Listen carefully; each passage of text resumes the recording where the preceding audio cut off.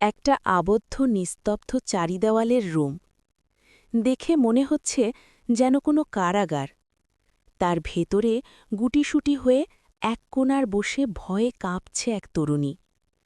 তার চারিদিক দিয়ে কালো ছায়া তার দিকে তেড়ে আসছে, যেন তাকে গ্রাস করবে। তরুণীটি বাঁচার জন্য বারবার গগনবিধারক চিৎকার করে। সেই চিৎকার যেন বন্ধ রুমের ভিতরে নিস্তব্ধ হয়ে যায়। এমন মনে হচ্ছিল যেন তার চিৎকার কেউ শুনতে পারছে না। কালো ছায়াগুলো এগিয়ে আসছে, তার খুট কাছে, যেন এখনই তাকে ধরে ফেলবে। আচমকা মেরিন অলিভা ঘুমের মধ্যেই চিৎকার করে উঠে বসল।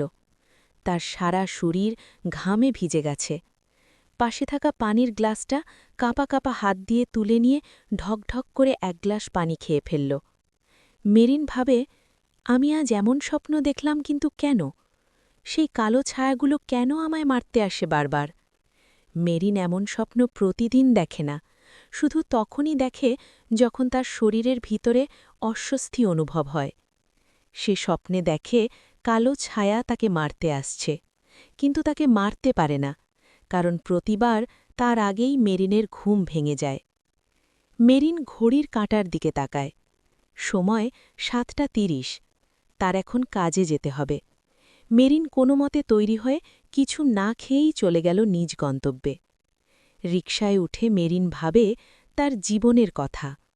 মানুষ বলে সুন্দর মুখের মানুষেরই নাকি ভাগ্য, কিন্তু তার ক্ষেত্রে এটা উল্টো। মেরিনের মা নেই। তার মা মারা যাওয়ার পর তার বাবা আরেকটা বিয়ে করে, তবে তার সৎ মা তাকে দেখতে পারত না। সবাই যেমন বলে মা ছাড়া এই পৃথিবীতে তার সন্তানকে কেউ সবচেয়ে বেশি ভালোবাসে না, ঠিক তেমনি সৎ মা কোনোদিন নিজের মা হতে পারে না। তাদের ঘরে যখন পুত্র সন্তানের জন্ম হয়, তখন থেকে তার বাবাও কেমন জানি বদলে যেতে লাগল। মেরিনের বাবার বদলে যাওয়া দেখে তার সৎ মাও যেন আরও সুযোগ পেল। মেরিন দেখতে একটু অদ্ভুত, তবে সুন্দর। তার চোখের মণিজোড়া গাঢ় সবুজ রঙের। সবুজ রঙের চোখ পৃথিবীতে খুব বিরল। গায়ের রং উজ্জ্বল ফর্সা। মেরিনের এই চোখ দুটোই যেন তার কাল। মেরিনের এই অদ্ভুত সৌন্দর্যের কারণে ছোট থেকে তার অনেক বিয়ের প্রস্তাব আসত। তবে মেরিনকে বিয়ে দেওয়ার জন্য তার বাবা কখনও রাজি হননি, মেয়ের বয়স কম বলে। কিন্তু যখন তার বাবার মধ্যে তার প্রতি কেমন যেন অবহেলা দেখা দিল, তখন তার সৎ মা তার বিয়ে ঠিক করল এক বিবাহিত পুরুষের সঙ্গে, যার স্ত্রী তাকে ছেড়ে চলে গেছে। মেরিন এটা মেনে নিতে না পেরে বিয়ের দিনরাতেই পালিয়ে গিয়েছিল নিজের মামার কাছে। তবে মামার বাড়িও বেশিদিন ঠাঁই হয়নি মামির অত্যাচারে। শেষ পর্যন্ত মেরিনের মামা মেরিনকে একটা মেসে রেখে আসে, সাথে তার খরচও বহন করেন। কিন্তু যখন তার মামি জানতে পারে মেরিনকে তার মামা প্রতি মাসে টাকা দেয়, তখন তার মামি সেই টাকা দেওয়া বন্ধ করে দেয়। উপায় না পেয়ে মেরিন একটা রেস্টুরেন্টে জব নেয়। এভাবেই চলছে তার জীবন। মেরিন একটা দীর্ঘশ্বাস ছাড়ে।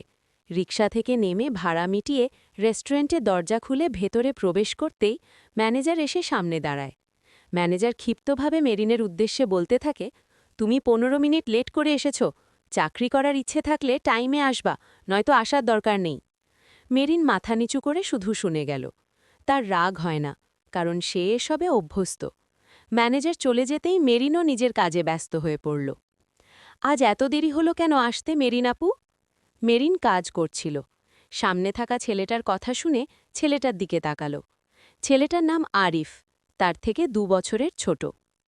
আরিফ খুব মিষ্টি স্বভাবের। মেরিনের খুব খেয়াল রাখে ছেলেটা।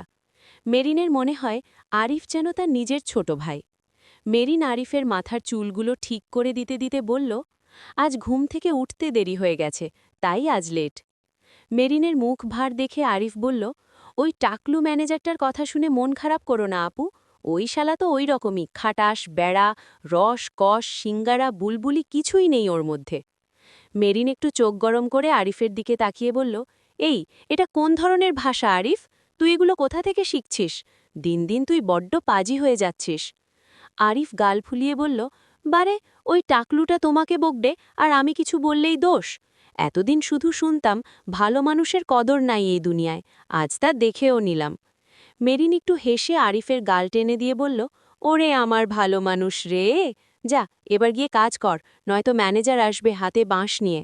আরিফ গাল ডলতে ডলতে বলল, আচ্ছা ঠিক আছে।